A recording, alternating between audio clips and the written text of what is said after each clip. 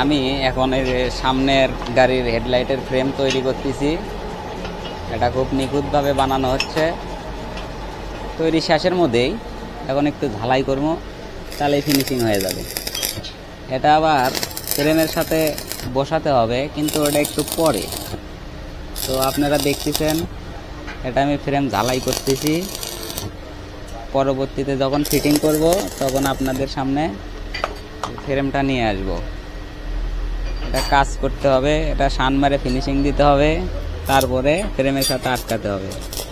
এটা 3 সুত বার দিয়ে তৈরি, বিএসআরএমের বার, আপনারা দেখলে চিনতে পারবেন। তো কাজগুলো ভালো লাগলে আপনারা যোগাযোগ করবেন। আমাদের ইউটিউবে নাম্বার দেওয়া আছে, যোগাযোগ করবেন। আমাদের ঠিকানা শেরপুর খেজুরতলা জীবন ইঞ্জিনিয়ারিং ওয়ার্কশপ। আপনারা ভিডিওটা ভালো লাগলে শেয়ার এবং কমেন্ট করে দিবেন। ভালো থাকবেন।